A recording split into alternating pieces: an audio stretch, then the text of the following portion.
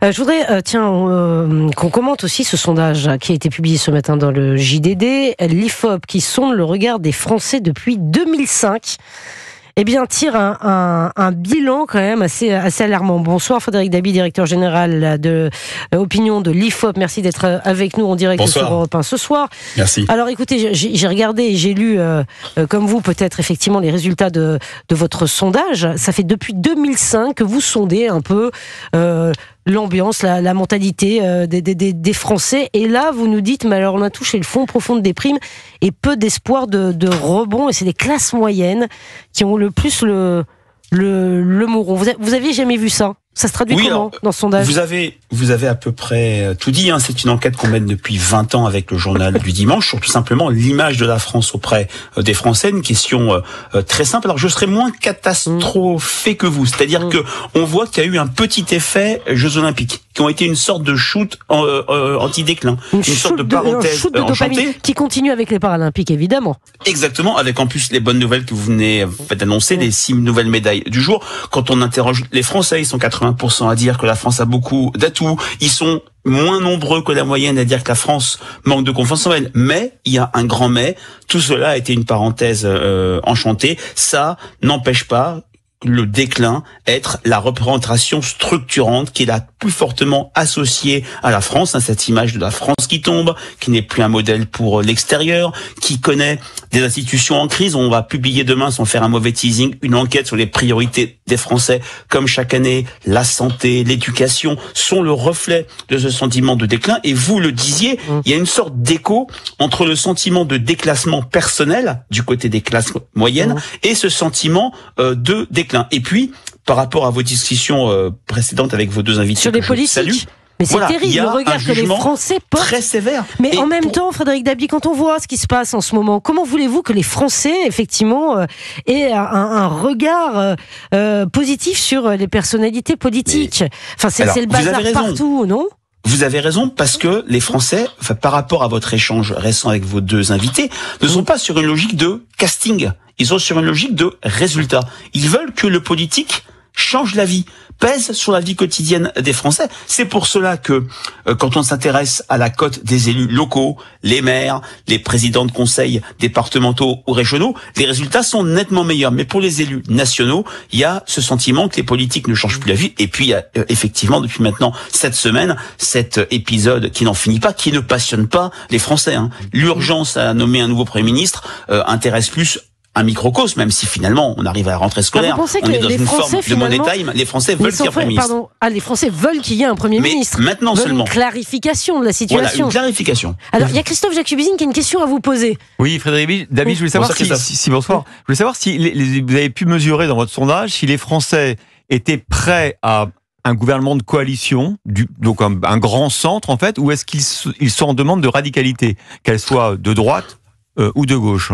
Alors, j'ai envie de vous dire, on l'a pas posé dans ce sondage-là, mais pas besoin de sondage, Christophe, puisqu'il y a eu des élections. Il y a à peine 6 semaines, on a eu même la séquence européenne législative. La séquence européenne a vu la France insoumise avec un score très faible, 9,5%, donc la radicalité de gauche a été rejetée. Le second tour des élections législatives ont montré qu'une radicalité type RN n'était pas non plus majoritaire, loin de là. Et effectivement, on est dans cette situation de jeu complètement bloqué parce que les 3 blocs sont à quelques dizaines de sièges à un niveau équivalent. Le NFP n'a pas gagné les élections puisqu'il lui manque 100 sièges pour avoir la majorité absolue. Il est simplement arrivé en tête. Et c'est cette ambiguïté qui bloque le jeu et qui, pour l'instant, il faut le dire, ne passionne pas les Français. Maintenant, bien sûr, les Français, on est dans une forme d'arrêt de jeu, vont vouloir un Premier ministre pour gouverner le pays et peut-être que celui-ci ou celle-ci aura une sorte de crédit de confiance parce que on ne voudra pas retomber dans le spectacle qui dure depuis cette semaine. Est-ce que les Français veulent... Non, je vous en prie. Mais allez-y. Est-ce que les Français veulent vraiment un Premier ministre ? Est-ce que c'est vraiment, est-ce que ça les intéresse ? Est-ce que finalement ils n'ont pas envie ? Ils se disent mais s'il y a un Premier ministre, on va peut-être avoir pire et que là finalement tout se passe bien. Cette situation de statu quo finalement, ça voilà. Mais oui, alors cette situation de statu quo, pour reprendre votre terme, parce qu'elle n'a pas traumatisé les Français, parce que c'était l'été, il y avait la trêve olympique que les Français ont acheté. Au contraire, ils n'ont pas acheté le discours du NFP, on a gagné, on veut Lucie Castex. Il y a eu d'autres enquêtes qui montraient qu'elle était, rejetée. Mais ce qui est très clair, quand on interroge les Français, et l'IFOP l'a fait il y a une dizaine de jours sur l'image d'Emmanuel Macron, les Français lui reprochent éminemment et majoritairement cet acte irrésolu, jugé irrationnel et incompréhensible d'avoir dissous, plus que le fait de ne pas encore avoir trouvé ou une première ministre. Je voudrais aussi juste, un dernier chiffre quand même, parce que vous vous rendez compte qu'il y a 78% des Français qui estiment qu'ils sont dirigés par des dirigeants de mauvaise qualité, entre guillemets, quasiment 8 Français sur 10.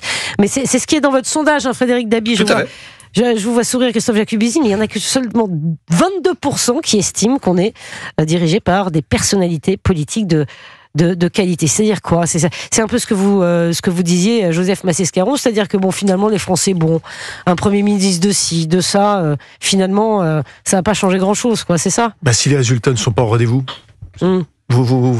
si vous regardez à côté des sportifs et les exploits qu'ils peuvent avoir, ils sont attendus bien sûr aux résultats. Les chefs d'entreprise sont attendus bien évidemment aux résultats, parce que sinon c'est une catastrophe pour eux. Mais les politiques, comment sont-ils jugés? Et le budget, c'est un bon critère de jugement. On a quand même 3 000 milliards de dettes. C'est vrai. On a des directeur de la rédaction des Échos. 211% du PIB. Et il faut quand même voter le budget pour l'an prochain. Non, mais vous avez raison. Mais il faut trouver de l'argent pour financer les écoles, la justice, la police. Il faut savoir à quel niveau vont être les impôts, quel niveau vont être nos déficits et notre dette, parce que on n'est pas tout seul. Le monde nous a donné une trêve pendant les Jeux Olympiques, mais maintenant il va falloir rembourser notre dette, savoir à quel taux on nous prête. Il y a déjà 70 points d'écart entre le taux allemand et le taux français aujourd'hui. Ça veut dire que quand vous êtes français, ça vous coûte presque 1% d'intérêt en plus pour votre crédit, pour votre appartement ou votre maison. Oui. Donc pourquoi? Parce qu'on a été cigale et qu'on a beaucoup dépensé. Mais ça c'est vrai. Non, mais le budget c'est un vrai dossier. Mais est-ce que par exemple il y a plein de dossiers. Attendez, aujourd'hui la Nouvelle-Calédonie, est à feu à sang. Non, mais qui sont au bord du naufrage économique. En plus avec le nickel, bien évidemment. Mais que fait-on? Est-ce que la situation pourrait rester comme ça? Est-ce qu'Emmanuel Macron peut choisir de ne pas choisir et laisser la France? Parce qu'il y a quand même justement le processus budgétaire oblige quand même il faut un Premier ministre. Le pouvoir réglementaire est incarné par le Premier ministre, pas par le président de la République. Donc pour signer des décrets, etc., sauf certains décrets, c'est le Premier ministre. Pour faire marcher la machine de l'État, c'est le Premier ministre. C'est pour ça je vous rappelle quand même qu'on est à bientôt 60 jours ou 50 jours de gouvernement démissionnaire. Et on présente les ministres démissionnaires de l'éducation, ministres démissionnaires. Et ils font leur conférence de presse de rentrée, démissionnaires, comme Mme Belloubet. C'est vrai, ministre démissionnaire, c'est vrai que c'est un message un peu surprenant, mais c'est vrai quand ils prennent des décisions, quand ministre démissionnaire, ça envoie un message un peu particulier. Il va falloir que les choses bougent. Sûrement, vous avez raison, Emmanuel Macron va devoir trancher. Frédéric Dabi, vous vouliez dire encore un mot peut-être? Je voulais dire un dernier mot par rapport à votre remarque sur la part très faible des Français qui considèrent qu'ils ont des dirigeants politiques 22%, c'est pas beaucoup, de qualité. Lorsque l'on lance ce baromètre avec le JDD en 2005, on a 7 Français sur 10 qui considèrent que la France est capable de se réformer. 24 points de moins en 20 ans. Il y a le sentiment que la France est bloquée. Et là, on impute la responsabilité aux dirigeants politiques qui, comme je le disais, n'arrivent plus à avoir de résultats et à changer d'avis. Dans ce cadre-là, le casting compte tellement peu.